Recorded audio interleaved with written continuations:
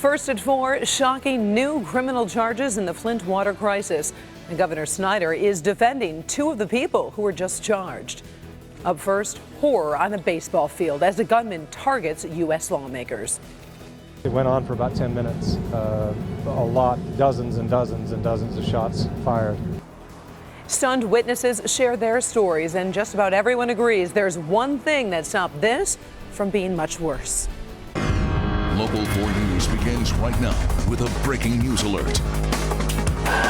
In just moments, an early morning baseball practice turned into the scene of a deadly shootout. Some of us were in the dugout, some of us were on the ground. I was behind the dugout. As members of Congress ducked for cover, police fired back at the gunman. They shot the shooter, and I think the security detail saved a lot of lives. The shooting quickly condemned on the floor of the Congress. An attack on one of us is an attack on all of us.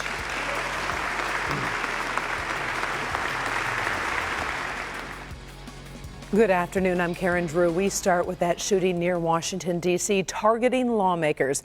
The attack has stunned the country, leaving the gunman dead, 5 people injured, including a congressman from Louisiana and a lobbyist who is a Michigan native. We start with Devin Scillian, who's been following this story all day long and joins us now from the newsroom with the very latest. Devin. Well, Karen, this morning a lone man armed with a long gun opened fire on a baseball field where Republican members of the congressional baseball team were practicing. Just moments ago, new cell phone video was released capturing the moments that those shots were fired.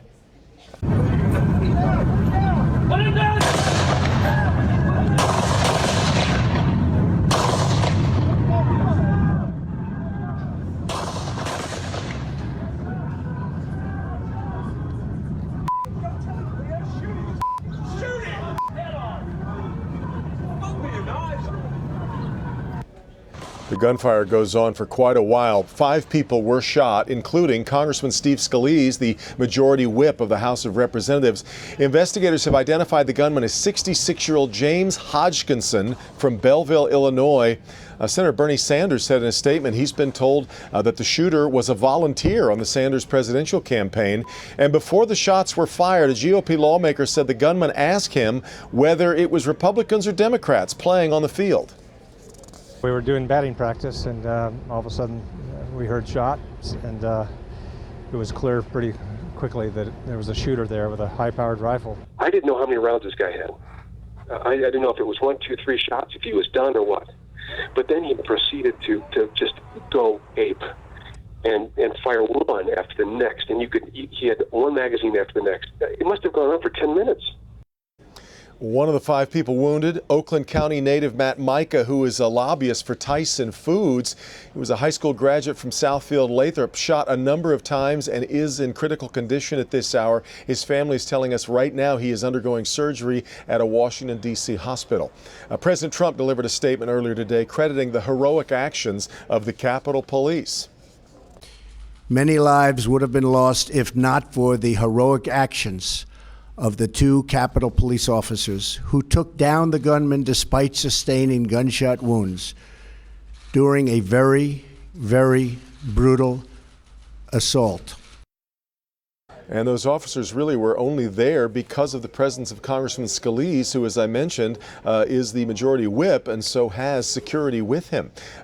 Congressman Bishop, who we heard from earlier, one of 3 Michigan lawmakers on the field at the time. None of them was injured, fortunately. The latest report, though, on Congressman Scalise, he's now in critical condition after having surgery earlier today. So a lot to keep following here. We will keep you posted on all those who've been injured, as well as more of the investigation that goes on into the gunman. Karen, back to you. All right. Thank you very much, Devin. Meantime, lawmakers from both parties reacting to the attack. Earlier, we talked with Michigan Congresswoman Brenda Lawrence on the phone, who says all of Congress is united against what happened. It's troubling, but we can't run and hide, and we have to continue to live, but it definitely changes my perspective about security. Our Kimberly Gill will bring us live coverage from Washington, D.C. That starts tonight on Local 4 News at 5. Meantime, stay with Local 4 for nightly news with Lester Holt. We're working with the crews of the NBC to bring you stories you won't see anywhere else. That's tonight at 6:30. Closer to home, Sky 4 over the scene of this breaking story at a construction site. This is going on over in Farmington Hills. Rescuers used a crane to rescue a worker who is trapped in what appears to be a trench. He was on a stretcher when he was lifted out of the enclosure and then taken away in an ambulance. His condition is unknown. It's also unclear how the worker got trapped. A live update at 5. Now, the new charges in the Flint water crisis, surprising because these charges include counts of involuntary manslaughter, and they are reaching higher into the Snyder administration. In fact, the governor is coming to the defense of 2 of those charged. Kevin Dietz was in Flint as the charges were announced and joins us now live from Flint. Kevin. Hi, Karen. Here's the charging document right here, filed this morning in Flint's district court. Nick Lyon and Eden Wells both charged, but the governor says neither one of them will lose their job. The most serious charges filed here today carry a 15-year penalty.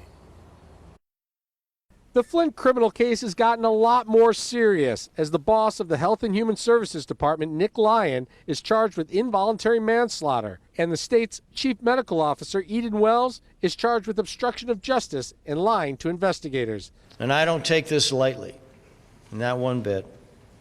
And I know there'll be significant impact on those charged and their families. But this investigation is about the families of Flint. 4 others previously charged are now facing involuntary manslaughter as well, as investigators say kids and adults' lives were put at risk when officials chose to intentionally ignore warning signs that the water was contaminated with lead and was likely the cause of the deadly Legionnaires outbreak. We can't bring back the lost loved ones that died from Legionella. We can't change the trajectory of children that were affected by lead poisoning. I wish we could turn back the hands of time, but we can't.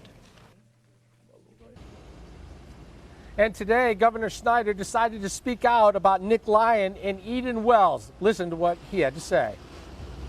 Nick Lyon has been a strong leader at the Department of Health and Human Services for the last several years and remains completely committed to Flint's recovery. Director Lyon and Dr. Eden Wells, like every other person who has been charged with a crime by Bill Schuette, is presumed innocent unless and until proven guilty beyond a reasonable doubt. During the press conference, I asked Bill Schuette if he has tried to interview the governor in this criminal investigation. He says he has attempted to interview the governor, and the governor has refused to talk. We'll have much more on that coming up at 5 and 6 on Local 4. Karen? All right, we'll check back with you in a bit, Kevin. Meantime, our team coverage of the Flint water charges will continue with Help Me Hank. He's live in Flint as well. A new round of criminal charges laid out here in Flint related to the water crisis. But what do the people of this community think about this ongoing criminal investigation? Do more people need to be charged? And how has life changed here? Are things getting any better? We're talking with the people, and our live coverage begins tonight at 5 o'clock. All right, thank you, Hank. We do want to get you caught up on the weather. We're on the lookout for some scattered storms tonight, so let's bring in Ben Bailey in terms of what we can expect for the next few hours. Yeah, Karen, we had a couple of those that showed up earlier today. The last of that's drying out right now. Some beneficial rain, that's the good part about it, but the not so good part is that severe risk is still out there, especially for parts of our west and south zone. We'll take a look at the timing and when we can expect these storms and also what's to come for the upcoming weekend in a few minutes. Karen. Thank you very much. A busy news day. It is good, though, to see something like this. High school seniors getting a joyous and generous send-off as they head off to college. Paula Tutman takes us to Cass Tech High to show us a program matching families with students, and the results are pretty inspiring. So 'tis the season to send kids off to college, right? And they need things. They need televisions and linens, refrigerators, and a lot of kids, they have open houses. They get lots of gifts, they get lots of money. But that's not every single child. Cass Tech is one of those venerable institutions where you'll find students who have every single advantage affluence and influence can purchase, sitting right next to a student who can barely scrounge enough for breakfast to feed a brilliant brain. and every station in life in between. My project focused upon the impact of our road salt usage on our atmosphere and how it can actually hurt our health and our environment. No matter your economic status, when you go off to college, you need the same kinds of things. A mini fridge for the dorm room, a laptop, linens, that kind of stuff. But not every child has an open house or an open checkbook. And so Cass Tech figured out a way to send all students off to school with the essentials and a few luxury items. I'm attending University of Michigan Ann Arbor on 4A. Jonathan's mother passed away this spring. Volunteers sign up to sponsor a student, or 2, or 3. They fulfill a wish list and then also think about their own college days. My mom and I, it was a fun experience. We were able to we went to Bed Bath & Beyond and we got to pick out the sheets and microwave and refrigerator. Today, at the senior send-off open house at Cass Tech, Brooklyn met her sponsor, Mary. Detergent, sheets, little shower caddy, towels, anything you need, call me. This past 4 years, it's just been a struggle. I get to see my parents struggle to just provide me with the, basic needs. Not everybody is the same. Not everybody has that ability. It's just a blessing to have someone, that doesn't even know you to just shower you. Althea donated 56 comforters in memory of her husband, who passed away and won't see his own child walk across the stage. And I have a 10th grader and an 11th grader currently here, and he didn't get to see my son start his first day of school. And each Cass Tech member of class of 2017 now knows they are loved, they are honored, and people are proud of them. And they get to go to school with more than just their incredible brains, but some really cool stuff to boot, and the collective love of a community that cares. Paula Tutman, Local 4.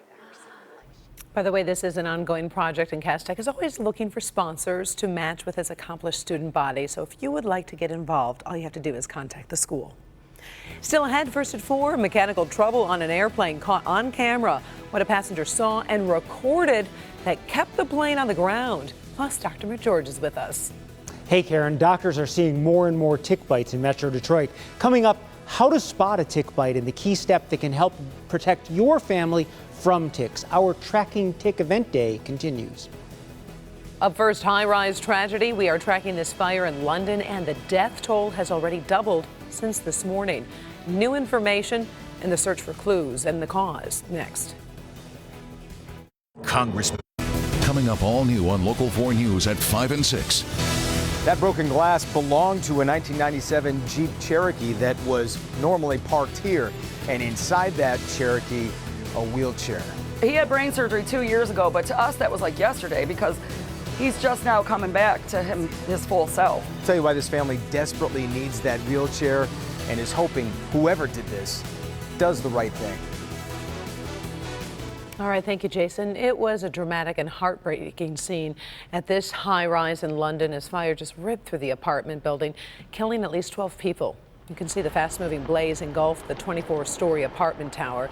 The inferno lit up the night sky, spewing black smoke from the windows of that tower. More than 200 firefighters responded. 74 people are hurt. The death toll has doubled since this morning, and there could be more victims.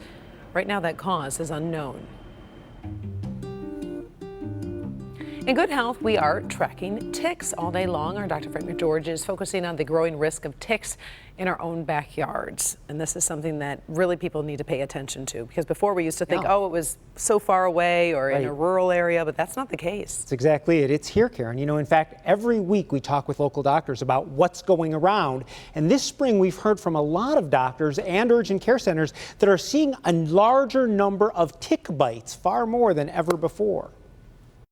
This year, we've seen more ticks than I've seen in my entire 25-year career. Wyandotte dermatologist Dr. Stephen Grecken has no doubt it's a bad year for ticks.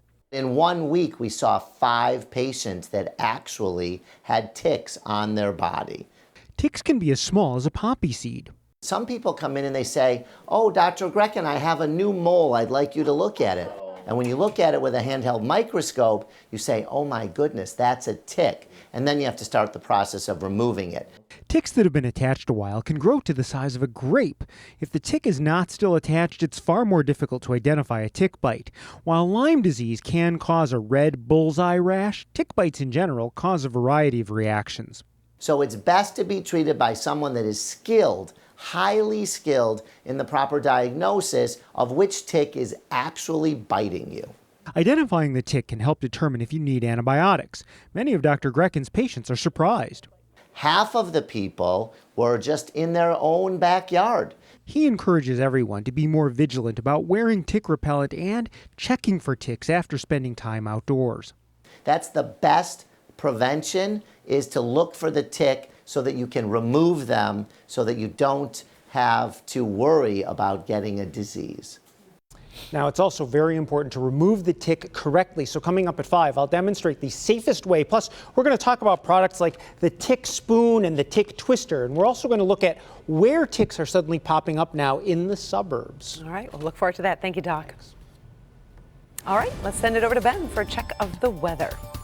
Yeah, Karen, we've got thunderstorms that are out to the west. In fact, severe thunderstorm watches, including Chicago and much of the state of Illinois, and some of those storms just starting to creep past the edge of that watch box into northern Indiana. We've had a severe thunderstorm warning here with this cell as it moves off to the north and east. Now, the good thing is a lot of this activity and stuff that we've seen earlier today hasn't had much luck getting further north. The bad news is that some of the instability that's sort of hanging around in this area, some of the upper level dynamics, going to start sliding north ahead of some of these storms. So we still have the possibility of seeing some strong, possibly severe storms as we get into the evening hours. But the good news is the chance looks a little bit lower than what we were thinking yesterday. 81 is where we're at right now, feeling like 84 with a little bit of a noticeable amount of humidity out there right now. Computer model not showing much of any development tonight as we go through the evening hours. You see it's pretty much nil, but I do think that we'll see, again, at least the chance of seeing a stronger storm.